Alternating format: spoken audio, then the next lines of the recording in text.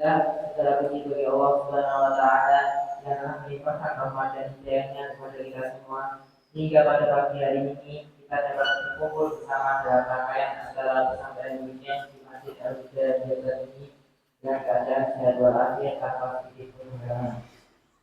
Salawat serta salam kita haturkan kepada Nabi kita Nabi besar Muhammad Shallallahu Alaihi Wasallam. Semoga kita semua mendapat syafaat beliau di yaumul akhir nanti. Amin. Perkenalkan saya di sini selaku membawa acara untuk membacakan susunan acara pada pagi ini. Yang pertama pembukaan, yang kedua acara isi, yang ketiga tanya jawab, yang keempat tulis, yang kelima penutup. Marilah kita buka acara pesantren ini pada pagi hari ini dengan membaca basmalah bersama-sama. Bismillahirrahmanirrahim. Acara selanjutnya yakni isi acara yaitu kajian dengan materi prinsip-prinsip dasar akidah Ahlus Sunnah yang akan disampaikan oleh Ustaz Andri Abdul Halim Hafizahullah Ta'ala. Kepada beliau dipersilakan.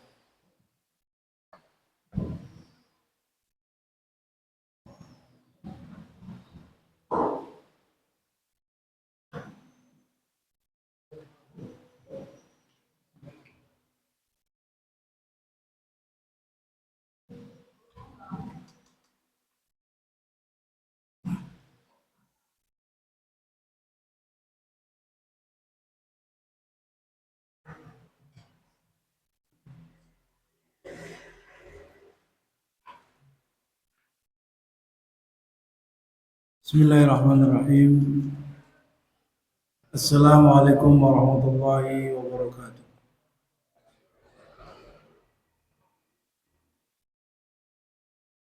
Innal hamdalillah nahmaduhu wa nasta'inuhu wa nastaghfiruh. Wa na'udzu billahi min shururi anfusina wa min sayyiati a'malina. May yahdihillahu fala mudilla lahu wa may yudlil fala hadiya lahu. وأشهد أن لا إله إلا الله وحده لا شريك له وأشهد أن محمدا عبده ورسوله اللهم صل على محمد وعلى آله وصحبه ومن تبعهم بإحسان إلى يوم الدين أما بعد إخواني وأخواتي في الله رحمني ورحمكم الله. Alhamdulillah, pada kesempatan pagi hari ini di waktu duha yang cerah ini Allah Subhanahu wa taala kumpulkan kita kembali di dalam kegiatan yang penuh berkah ini insyaallah taala, yaitu bersama-sama mengkaji tentang Islam, belajar tentang perkara-perkara yang wajib untuk kita pelajari. Di antaranya kaitannya dengan akidah, yang mana pada pertemuan kesekian kalinya kaitannya dengan akidah, kita akan pelajari tentang prinsip-prinsip dasar daripada akidah Ahlus Sunnah wal Jamaah. Pada pertemuan sebelumnya telah kita bahas tentang apa itu Islam, makna Islam secara umum, demikian pula makna Islam secara khusus.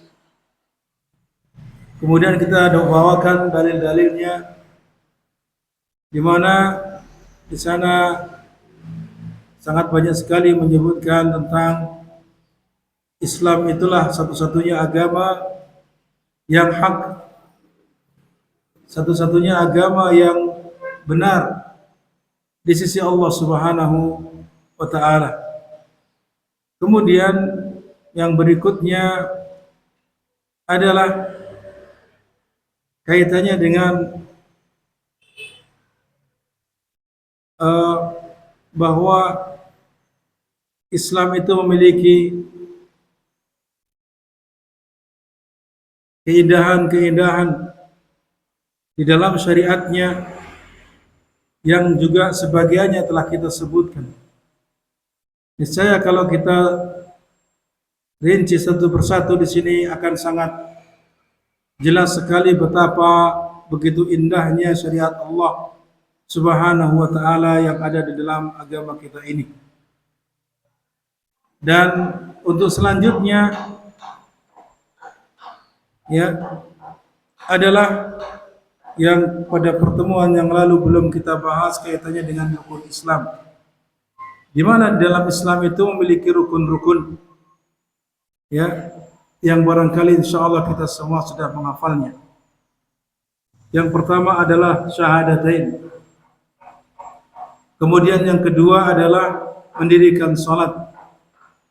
Syahadatain di situ maksudnya adalah apa? Mengucapkan persaksian. Pertama adalah syahadat tauhid dan yang kedua adalah syahadat Rasul. Syahadat asyhadu an la ilaha illallah. Saya bersaksi bahwasanya tidak ada sembahan yang berhak disembah kecuali Allah. Ini yang disebut dengan syahadatut tauhid. Adapun yang kedua syahadatul Rasul, yaitu asyhadu anna Muhammadar Rasulullah atau wa asyhadu anna Muhammadan abduhu wa rasuluh. Ini adalah rukun yang pertama dari rukun Islam. Yang mana rukun pertama ini merupakan syarat utama seseorang itu akan diterima amal-amal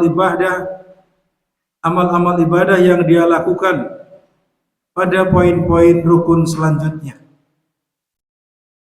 Jadi syarat yang pertama atau rukun yang pertama ini adalah menjadi syarat utama. Ibadah seorang hamba itu akan diterima oleh Allah Subhanahu wa taala.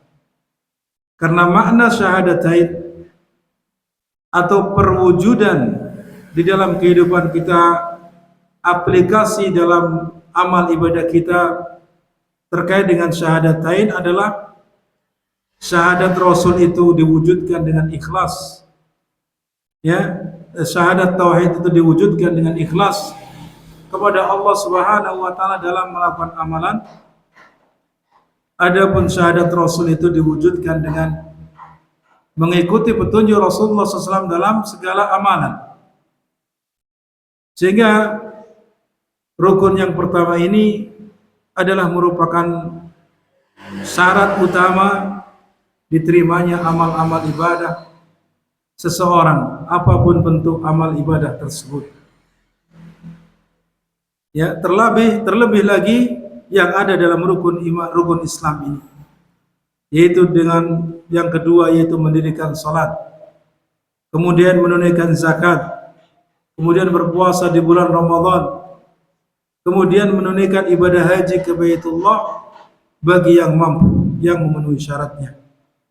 Ini adalah tidak lain berdasarkan hadis Rasulullah SAW yang panjang yang disebut dengan hadis Jibril, yang di dalamnya malaikat Jibril datang kepada Rasulullah SAW menyerupai seorang laki-laki yang gagah, yang bersih, pakaiannya, rambutnya rapi, hitam, legam, dalam keadaan berpenampilan orang yang tidak melakukan perjalanan jauh, akan tapi tidak ada yang mengenal isi Rasulullah Sallallahu Alaihi Wasallam.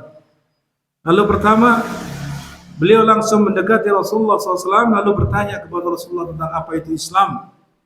Maka Rasulullah SAW menjawab, Al-Islam an tashhada an la ilaha illallah wa anna Muhammadar Rasulullah wa iqama wa tuqima as-salat wa tu'ti az-zakah wa tasuma Ramadan wa tahujjal bait in istata'ta ilaihi sabila atau kama qala sallallahu alaihi wasallam. Jadi itu jawaban Rasulullah SAW dalam hadis Jibril. Kenapa itu disebut hadis Jibril? Karena itu menjelaskan tentang kisah malaikat Jibril yang menyerupai manusia datang kepada Rasulullah SAW mengajari agama Islam. kepada sahabat-sahabat Nabi Shallallahu Alaihi Wasallam yang ada di sekitarnya. Lalu para sahabat-sahabat tersebut meriwayatkan kepada kaum muslimin yang lainnya. Jadi yang pertama disebutkan dalam hadis tersebut, pertanyaan malaikat Jibril kepada Rasulullah SAW, tujuannya pertanyaan ini tidak lain adalah supaya memberitahukan Islam itu memiliki rukun-rukun yang mana supaya sahabat-sahabat memahaminya. Islam adalah yang pertama engkau bersaksi bahwasanya tidak ada sembahan yang berhak disembah kecuali Allah. Yang ini tadi disebut dengan syahadatut tauhid. Yang kedua kemudian apa? Engkau bersaksi bahwasanya Muhammad adalah utusannya. Kemudian engkau mendirikan salat, menunaikan zakat, kemudian berpuasa di bulan Ramadan dan melaksanakan ibadah haji ke Baitullah. Jika engkau mampu melakukan perjalanan ke tempat tersebut. Kemudian yang berikutnya di antara dalil yang menunjukkan kepada hal itu adalah sebutkan dalam hadis yang diriwayatkan oleh Ibnu Umar atau Abdullah ibn Umar, di mana beliau mengatakan Rasulullah sallallahu alaihi wasallam bersabda, "Buniyal Islamu ala khamsin." Bahwa Islam itu dibangun di atas 5 dasar. Nah, inilah yang menjadi dasar, menjadi dalil tentang rukun Islam. Karena Islam itu dibangun seibaratkan seperti apa? Di bawahnya ada 5 tiang yang besar. Maka di sini disebut dengan rukun. Seperti dalam masjid ini. Masjid ini memiliki rukun-rukun seperti tiang di tengah ini namanya rukun. Pojok-pojok ini semuanya pasti sebelumnya ketika dibangun dia akan ada yang tiang yang berasal dari cor. Yang tidak lain itu apa? Dalam rangka menguatkan bangunan tadi. Nah, itulah yang diistilahkan oleh para ulama sebagai rukun. Yang mana rukun itu untuk menopang seluruh apa-apa yang ada di atasnya atau untuk menguatkan apa-apa yang ada di sekelilingnya. Nah, itulah rukun. Oleh karena itu, bagi siapa yang tidak menegakkan rukun ini padahal dia telah mampu melakukannya, maka Islamnya tidak tegak pada dirinya, tidak sempurna tegak pada dirinya. Misalkan dia mampu zakat, lalu dia tidak menunaikan zakat. Misalkan dia mampu melaksanakan ibadah haji fisiknya, kemudian hartanya juga mampu, lalu dia tidak menunaikan ibadah haji, maka berarti di sini dia telah tidak menegakkan agamanya. Karena apa? Islam pada dirinya rukunnya dia tidak tegakkan, padahal dia mampu melakukannya. Kecuali jika dia tidak memiliki kemampuan, maka ini tidak ada kewajiban atasnya.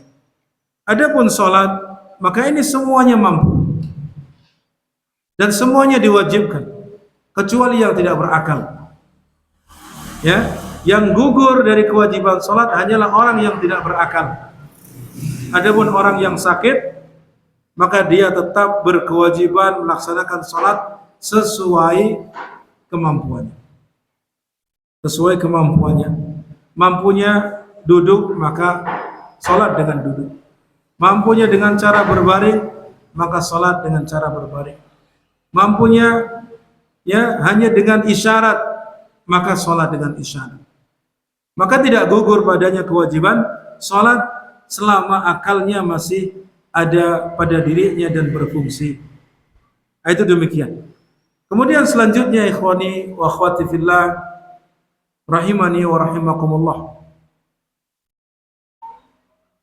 Adapun yang selanjutnya, kalau kita bahas syahadatain, kemudian kita bahas mendirikan sholat, rukun-rukun sholat, wajib-wajib sholat, ini pembahasan sholat ada pada pembahasan fikih. Maka nanti akan kita jelaskan kaitannya dengan sholat dalam bab fikih. Adapun kaitannya dengan syahadatain, maka di sinilah kita akan berbicara dalam masalah syahadatain di dalam pembahasan akidah ini. Adapun masalah zakat itu juga pembahasannya dalam pembahasan fikih. Demikian pula puasa, dan itu insya Allah selalu dibahas ketika menjelang bulan Ramadan ada banyak kajian, ada banyak pembahasan ketika menjelang bulan Ramadan. Kemudian haji. Haji itu ya itu lebih utama dipelajari walaupun dia tidak akan melaksanakan ibadah haji. Dan itu pembahasannya ada dalam fikih. Ya, walaupun dalam hal ini ketika dia akan melaksanakan ibadah haji bisa dipastikan dia akan belajar tentang masalah ibadah haji praktis dalam rangka melaksanakan ibadah haji ke Baitullah. Biasanya ada bimbingan dari travel yang dia ikuti untuk melaksanakan ibadah haji tersebut. Baik, kaitannya dengan yang pertama yaitu kaitannya dengan syahadatain. Tentunya ini hubungannya dengan akidah, hubungannya dengan keimanan, hubungannya dengan bagaimana kita mentauhidkan Allah Subhanahu wa taala. Sebagaimana yang kita sebutkan tadi bahwa perwujudan atau aplikasi dalam kehidupan kita sehari-hari ya, bahwa syahadatut tauhid itu diwujudkan dengan mengikhlaskan seluruh amal ibadah kita kepada Allah Subhanahu wa taala. Maka ketika seseorang sudah ikhlas dalam melaksanakan ibadahnya semuanya, maka berarti dia telah mewujudkan syahadat tauhid itu. Adapun yang kedua, ketika dia sudah ittiba kepada Nabi sallallahu alaihi wasallam, seluruh amalannya, tata cara wudunya, salatnya, dia melaksanakan ibadah puasanya, ibadah hajinya, sedekahnya, ya thalabul ilminya, birrul walidainya, dan semuanya kaitannya dengan amal-amal ibadah, dia mencontoh Rasulullah SAW, berarti ini telah ittiba'ur Rasul, dan itu sebagai perwujudan ya aplikasi di dalam melaksanakan syahadat yang kedua, yaitu syahadat Rasul sallallahu alaihi wasallam. Demikian. Lalu pembahasan berikutnya, ikhwani wa akhwati fillah rahimani wa rahimakumullah, adalah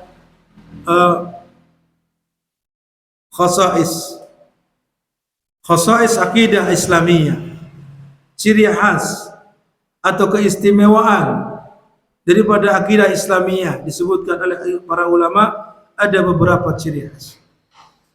Yang pertama, ciri khas akidah Ahlussunnah wal Jamaah atau akidah Islam adalah sumber pengambilan akidahnya itu otentik, selamat dari segala penyimpangan-penyimpangan, yaitu yang bersumber dari Al-Quran, bersumber dari sunnah Nabi SAW yang sahih, bersumber dari ijma' para salaful ummah, para generasi yang awal, yang oleh Rasulullah SAW disebut sebagai sebaik-baik generasi, yaitu para sahabat, tabi'in, dan tabi'ut tabi'in. Ya, para sahabat itu adalah orang-orang yang bertemu dengan Rasulullah, beriman kepadanya, lalu meninggal dunia dalam keadaan beriman. Itulah yang disebutkan sahabat-sahabat Nabi SAW.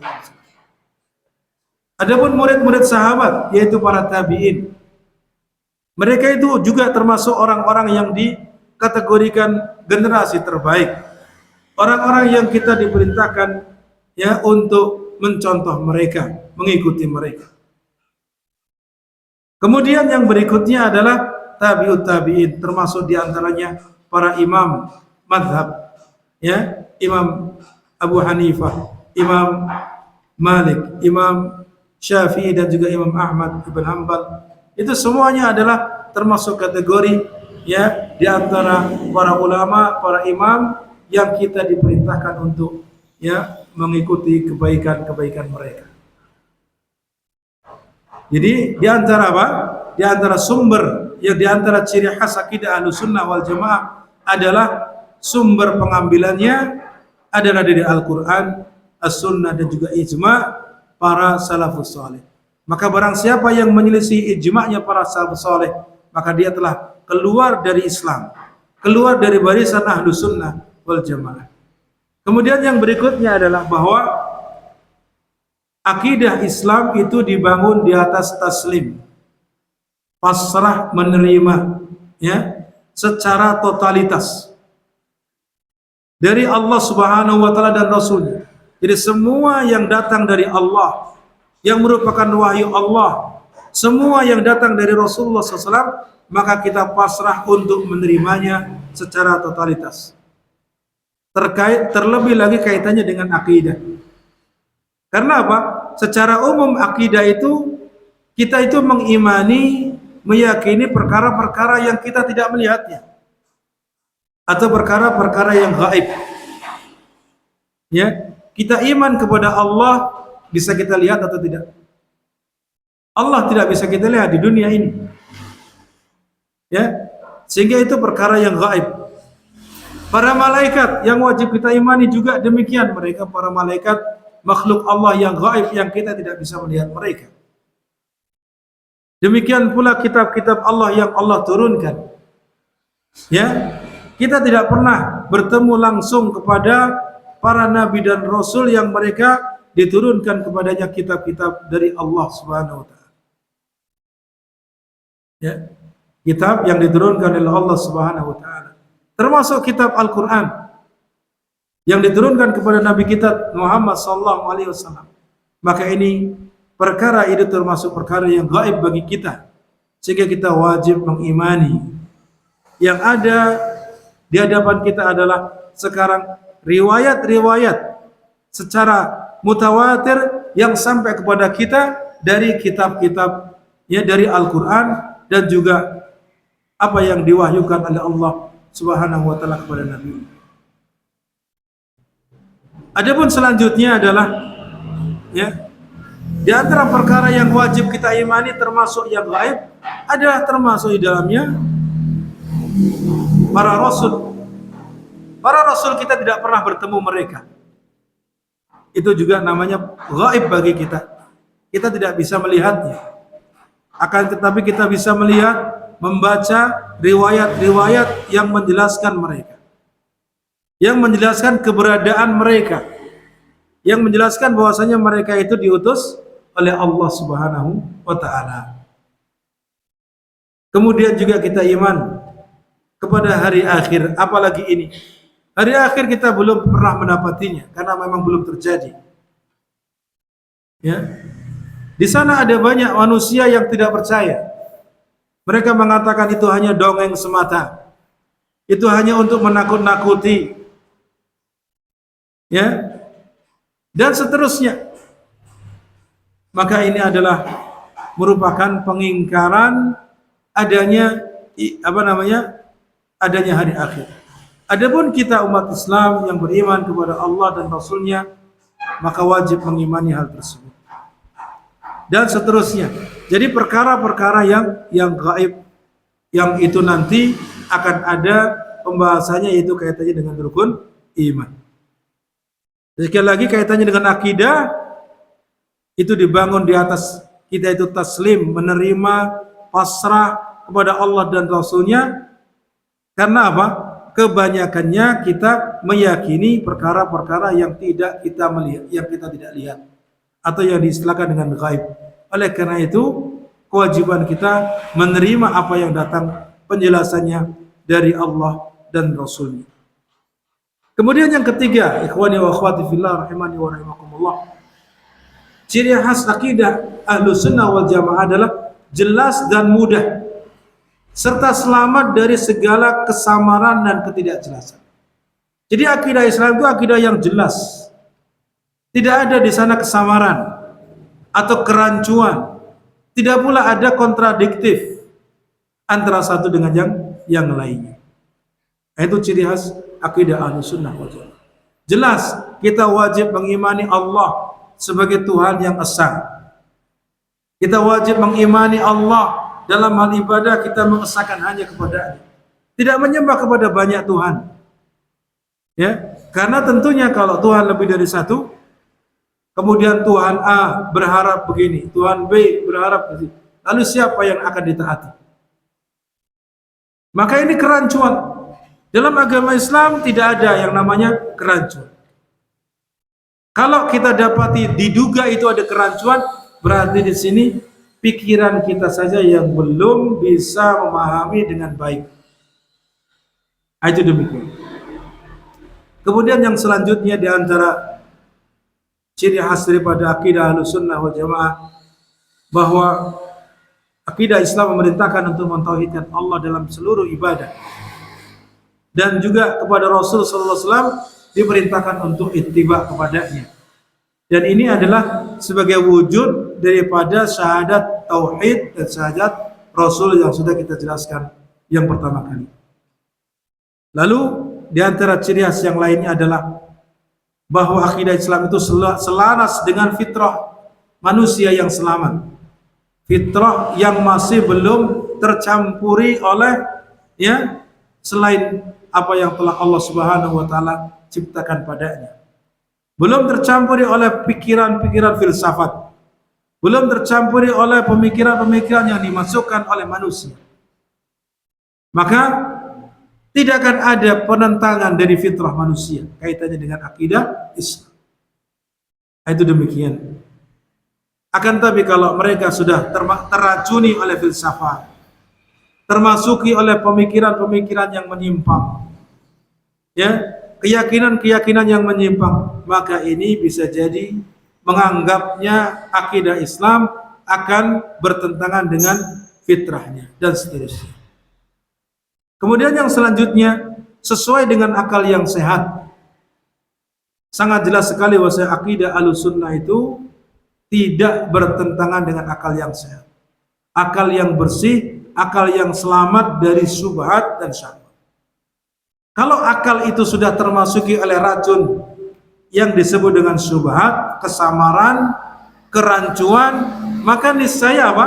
Niscaya akalnya sudah tidak sehat lagi. Sehingga terkadang akan menolak akidah yang benar. Terkadang akan membuat penyimpangan-penyimpangan di dalam memahami akidah yang lurus. Itu begitu. Oleh karena itu, jauhi syubhat, jauhi syahwat. Karena ini yang akan menyebabkan akal seseorang rusak, akal seseorang menjadi tidak sehat, sehingga dia tidak lagi mampu memahami akidah yang benar dengan sebaik-baik. Kemudian di antara ciri khas yang lain, bahwasanya akidah Islam itu adalah bersifat syumul atau universal, mencakup kepada seluruh aspek kehidupan. Adapun selanjutnya adalah tasyabuh, atau yang dikatakan mutasyabih. Maksudnya apa? Yaitu sebagiannya menguatkan dan mendukung yang lain. Jadi dalam Islam itu ada bagian-bagian, ada ayat-ayat, ada hadis-hadis. Semuanya satu dengan yang lainnya itu saling mendukung, saling menguatkan. Tidak ada satu dengan yang lainnya saling kontradiktif. Itu tidak ada. Sehingga dalam hal ini akidah Islam adalah akidah yang sangat sempurna. Kemudian yang terakhir di antara ciri khas yang disebutkan adalah bahwa akidah Islam itu wasatiyah, pertengahan, tidak hulu atau tidak berlebihan, tidak pula meremehkan. Jadi pertengahan dari segala hal, tidak ekstrim, tidak pula kemudian dia meremehkan, dan seterusnya. Lalu dari buah ciri khas tersebut barangkali nanti bisa dibaca karena waktunya singkat. Maka di sini disebutkan bahwa buah daripada ciri khas akidah Islam tersebut adalah mewujudkan ibadah hanya kepada Allah Rabbul Alamin dan terbebas dari belenggu dan peribadatan kepada makhluk. Ini jelas sekali. Seseorang yang betul-betul memiliki akidah yang kuat, maka dia akan memurnikan ibadahnya hanya kepada Allah dan membebaskan dirinya dari belenggu peribadatan kepada makhluk, kepada sama manusia, atau kepada berhala, atau kepada dunia, atau kepada harta. Apakah ada yang menyembah harta? Dan ini tentunya ada, karena Rasulullah SAW telah menyinggungnya. Dikatakan dalam suatu hadis, ta'isa abdud dinar, telah apa? Putus asa para hamba dinar, para penyembah dinar.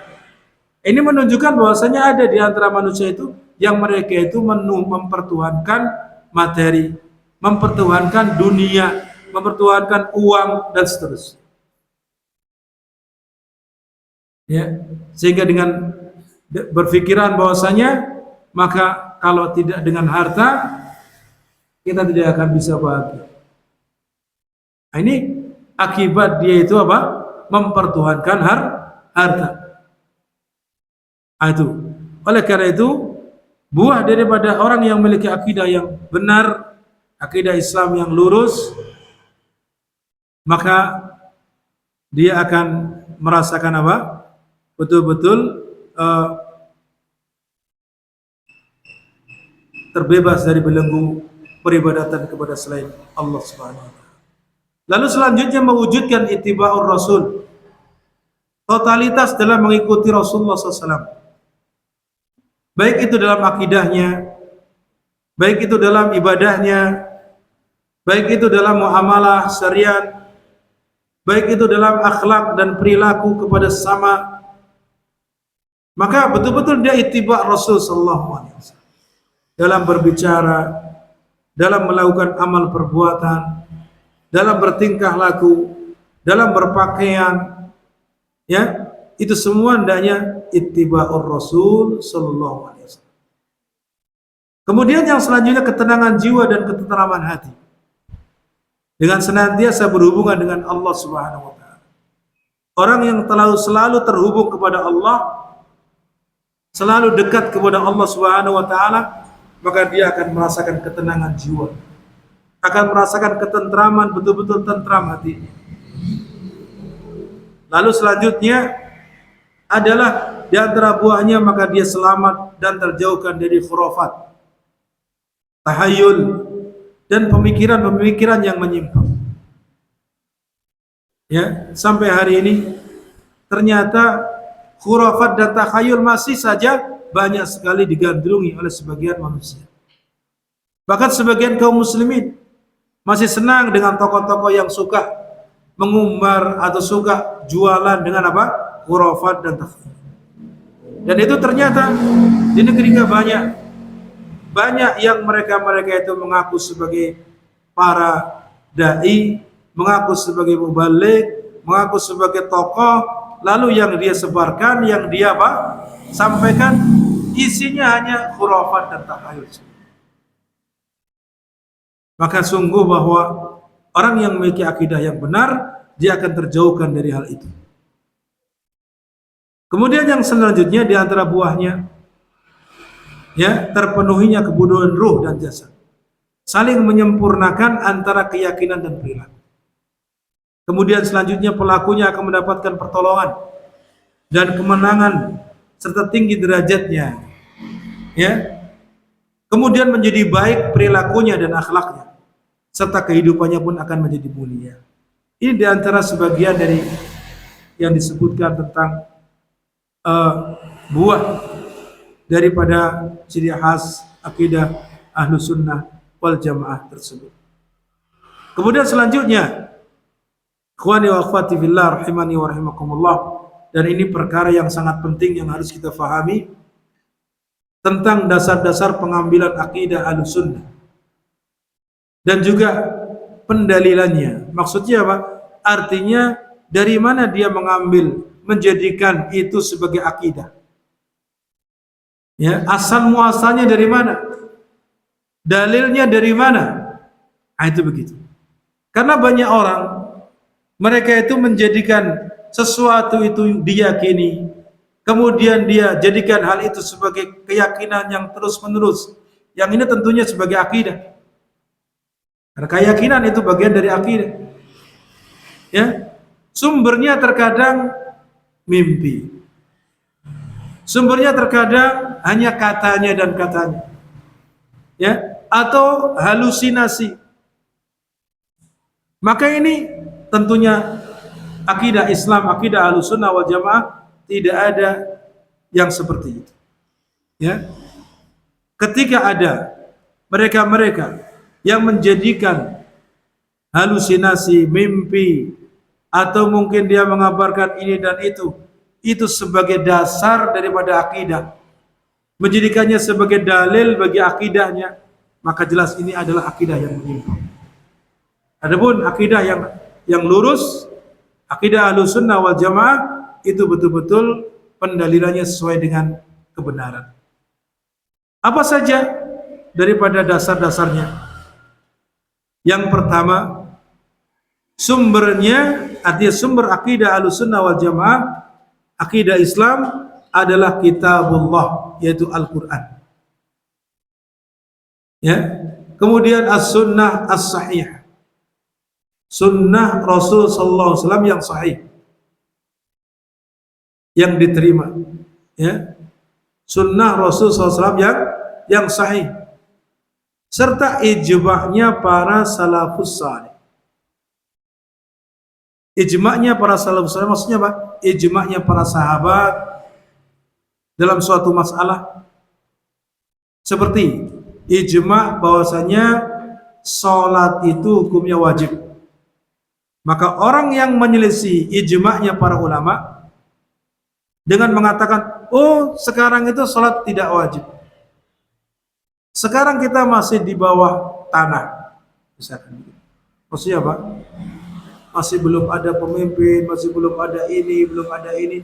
Lalu dia mengatakan, oh kita itu masih di bawah tanah, sehingga kita seolah-olah masih di Fathu Makkah, belum wajib sholat. Maka ini jelas bertentangan dengan ijma'nya para salafus salih. Ya, ijma'nya para salafus salih. Ijma' misalkan dalam hal Al-Quran, bahwasanya para sahabat telah ijma' di zaman Utsman ibn Affan, Al-Quran yang digunakan adalah Al-Quran Rasm Utsmani. Rasm apa? Utsmani. Karena pada saat itu terjadi perselisihan, masing-masing cara membacanya sendiri, masing-masing cara menulisnya juga sendiri, sehingga terjadilah kemudian fitnah di antara sahabat-sahabat Nabi dan para tabi'in. Bahkan ketika itu terjadi, ketika mereka bersatu, ya, melakukan perlawanan kepada orang-orang musyrik sedang melaksanakan jihad fisabilillah. Lalu di antara mereka ada yang membaca ayat ini, membaca surat ini. Ada yang mendengar kok berbeda-beda. Berbeda-beda satu dengan yang lainnya. Bahkan di antara mereka kemudian saling apa? Saling menyampaikan ini yang benar, satunya ini yang benar, sampai mereka gontok-gontokan akan saling membunuh. Ya, menganggap bahwasanya selain darinya itu adalah kekufuran. Dia telah membuat Al-Quran sendiri. Akhirnya kemudian dilaporkanlah hal itu kepada Khalifah Utsman bin Affan. Akhirnya Utsman bin Affan memerintahkan kepada sahabat-sahabat yang lain untuk menyatukan Al-Quran di atas satu rasm, di atas satu tulisan yang disebut dengan Rasm Utsmani. Lalu kemudian yang lain itu diperintahkan untuk dihanguskan, lalu yang disebarkan adalah apa yang diperintahkan oleh Utsman, yang disepakati oleh para ulama. Inilah yang disebut ijma'. Ya. Maka orang yang menyelisih ijma' itu, dia telah keluar dari akidah yang benar. Dia telah keluar dari akidah yang benar. Dan masih banyak lagi ijma' dari para salafun salih, yang apabila seseorang itu menyelisih ijma' mereka, berarti dia telah keluar dari barisan kebenaran. Demikian. Jadi sumber rujukan atau sumber daripada akidah Ahlussunnah wal Jamaah adalah yang pertama Al-Quran, kemudian sunnah yang sahih, hadis yang sahih, kemudian yang ketiga ijma'nya para salafus salih.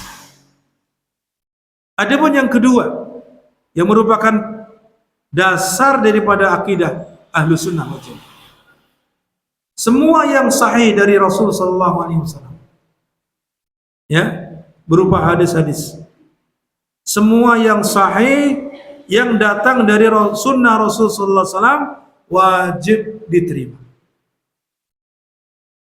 dan wajib diamalkan, walaupun hadisnya ahad. Ya, baik itu untuk perkara-perkara yang hubungannya akidah atau perkara-perkara yang hubungannya selain akidah. Dan itu ijma'nya para ulama Ahlussunnah wal Jamaah. Ijma'nya para sahabat. Di mana apa? Semua yang datang dari sunnah Rasulullah SAW yang sahih, maka wajib diterima. Wajib untuk diamalkan, dijadikan sebagai hujah. Walaupun hadisnya ahad. Apa sih hadis ahad itu? Nah, kalau antum belajar ilmu hadis yang disebut dengan mustalahul hadis, maka di sana akan ada pembagian hadis dari sisi jumlah perawinya. Itu ada istilah mutawatir, ada istilah ahad. Ada hadis-hadis mutawatir yang perawi-perawinya setiap tingkatan itu minimal 10 perawi. Berarti jumlah yang meriwayatkannya itu banyak setiap tingkatan-tingkatan periwayatan. Ya, setiap tingkatan-tingkatan periwayatan itu jumlahnya melebihi 10. Sehingga disinilah yang disebut dengan mutawatir. Seperti apa? Seperti Al-Quran. Al-Quran sampai kepada kita, periwayatannya sampai kepada kita, itu tidak lain adalah berdasarkan hadis-hadis yang mutawatir. Ya, periwayatannya periwayatan mutawatir. Itu demikian. Ada hadis-hadis yang juga disebut dengan hadis mutawatir.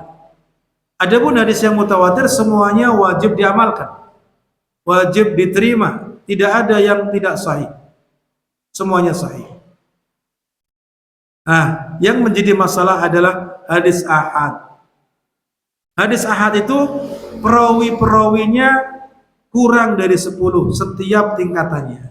Terkadang ada satu, sahabat satu, bawahnya satu, bawahnya lagi satu, bawahnya lagi satu yang meriwayatkan, bawahnya lagi satu yang meriwayatkan, sampai kepada imam-imam yang menulis dalam kitab mereka seperti Sahih Bukhari, Sahih Muslim, atau yang lainnya, itu hanya satu saja. Maka ini disebut dengan hadis ahad. Kalau 2 bagaimana? Ya sama, hadis ahad. 3 bagaimana? Sama, sampai di bawah 10. Ya, itu yang disebut dengan hadis ahad. Lalu apakah menjadi masalah kalau hadis ahad? Dalam akidah Ahlussunnah wal Jamaah, maka ini tidak menjadi masalah. Semuanya wajib diamalkan, wajib diterima, dan dijadikan sebagai hujjah untuk perkara-perkara kaitannya dengan akidah, terlebih lagi kaitannya dengan masalah syariat. Itu demikian. Karena ada sebagian yang mengatakan, oh ini hadis ahad, kita tolak keyakinan ini. Contoh misalkan kaitannya dengan azab kubur, adanya nikmat kubur, ada pertanyaan di alam kubur. Mereka mengatakan, oh ini hadisnya ahad, berarti tidak benar ada azab kubur, fitnah kubur, ada nikmat kubur. Maka tidak. Keyakinan itu adalah keyakinan Ahlussunnah dan sudah ijma'nya para ulama. Maka yang menyelisih hal itu berarti dia telah keluar dari barisan Ahlussunnah wal Jamaah. Itu demikian. Selanjutnya, ya, di antara dasar akidah Ahlussunnah wal Jamaah adalah sumber rujukan dalam memahami Al-Quran dan Sunnah. Nah, sekarang terkadang setiap kelompok, ada kelompok ini, kelompok ini, kelompok ini, semuanya dalilnya Al-Quran Sunnah. Dalilnya semuanya Al-Quran Sunnah. Lalu bagaimana untuk membedakan mana yang betul-betul benar dan yang itu tidak benar di dalam memahaminya? Makanya apa? Dilihat kepada pemahamannya, kepada keduanya. Kalau mereka memahami Al-Quran dan Sunnah itu merujuk kepada pendahulu-pendahulu mereka, maka insya Allah itu benar. Akan tapi ketika dia memahami Al-Quran dan Sunnah tidak merujuk kepada pendahulu mereka yang saleh, memahami keduanya dengan pemikirannya sendiri, memahami keduanya dia karena ahli bahasa lalu difahami dengan bahasa, maka ini jelas ada penyimpangan-penyimpangan di sini. Sehingga di sini apa?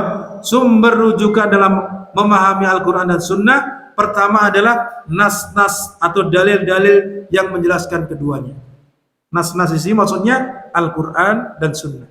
Itulah yang nanti disebut oleh para ulama tafsir Al-Quran bil Quran, tafsir Al-Quran bis Sunnah. Itu begitu. Ya, jadi apa? Memahami Al-Quran ditafsirkan dengan Al-Quran yang lain, ayat-ayat yang lain. Memahami Al-Quran ditafsirkan dengan apa? Hadis-hadis Rasulullah SAW. Ini namanya apa? Memahami ayat-ayat Al-Quran dan hadis-hadis Nabi melalui nas-nas atau dalil-dalil yang lainnya yang menjelaskan keduanya. Lalu kedua, bagaimana cara memahami Al-Quran dan Sunnah yang benar? Akidah Ahlussunnah wal Jamaah memiliki konsep, ya, atau yang diselakan dengan manhaj. Cara memahami Al-Quran dan Sunnah supaya tidak menyimpang, supaya tidak keliru. Nah, dalam hal ini apa? Maka yang kedua adalah mengikuti pemahaman para salafus saleh. Siapa para salafus saleh? Yaitu generasi-generasi yang disebut oleh Rasulullah sebaik-baik generasi sahabat, yang mereka itu adalah murid-murid langsung dari Rasulullah SAW. Lalu generasi berikutnya yang disebut dengan tabi'in, mereka adalah murid daripada murid-murid Rasulullah. Ya, generasi kedua itu murid-muridnya siapa? Sahabat. Lalu generasi berikutnya tabi'ut tabi'in, para pengikutnya tabi'in. Ya, ini juga termasuk generasi yang dikatakan oleh Rasulullah sebagai sebaik-baik generasi.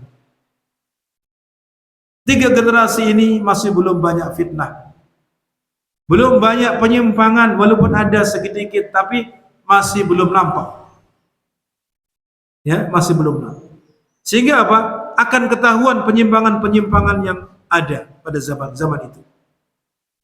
Sehingga kalau ingin pemahaman Al-Quran dan Sunnah itu benar, maka ikuti mereka, rujuk kepada mereka, jadikan mereka sebagai sumber di dalam memahami Al-Quran dan Sunnah.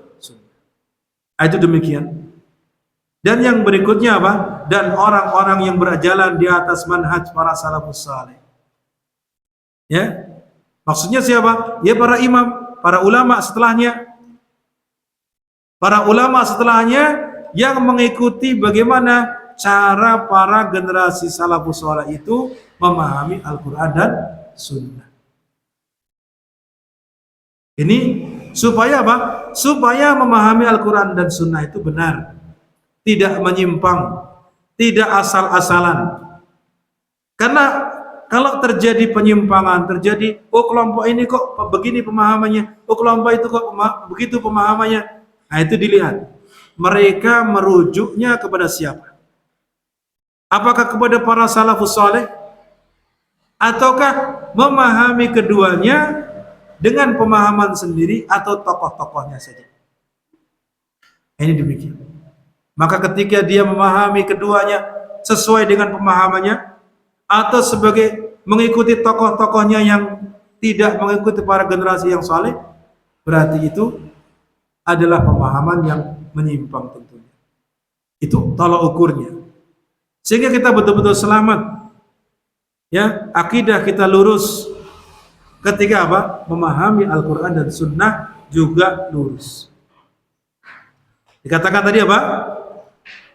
Dan orang-orang yang berjalan di atas manhaj para salafus saleh dari para imam dan para ulama, serta tidak menentang apa yang telah tetap darinya hanya karena adanya kemungkinan makna secara bahasa saja. Mungkin muncul banyak orang yang ahli bahasa, doktor-doktor dalam bahasa, atau mereka yang takhusus belajar bahasa, lalu berusaha memahami Al-Quran sendiri dengan keahlian bahasanya, lalu berusaha memahami hadis sendiri dengan keahlian bahasanya, maka ini terkadang akan membuat dia menyimpang. Kenapa? Dia akan lebih mengutamakan ya keahliannya di dalam memahami dengan bahasanya, lalu tidak menghiraukan ternyata itu menyelisihi bagaimana konsensus atau ijma'nya para sahabat terlebih yang dahulu, atau bagaimana para pemahaman salafus salih, maka ini akan jelas-jelas menyimpang. Walaupun dia itu ahli bahasa, walaupun dia itu memahami ini dan itu sesuai dengan kemungkinan yang ada dalam bahasa. Karena memahami Al-Quran dan Sunnah, urutan pertama bukan dilihat kepada bahasa, tapi rujukan utama bagaimana dalil-dalil yang lain, bagaimana pemahaman para salafus salih. Inilah yang menjadi tolak utama agar kita selamat akidahnya. Oleh karena itu dasar utama daripada akidah Ahlussunnah adalah demikian. Ini barangkali yang bisa kita sampaikan pada kesempatan ini. Mudah-mudahan bermanfaat. Insyaallah kita lanjutkan pada poin berikutnya di waktu yang akan datang, insyaallah. Baik, saya kembalikan kepada moderator. Saya cukupkan. Wassallallahu ala Muhammad wa ala alihi wa sahbihi ajma'in.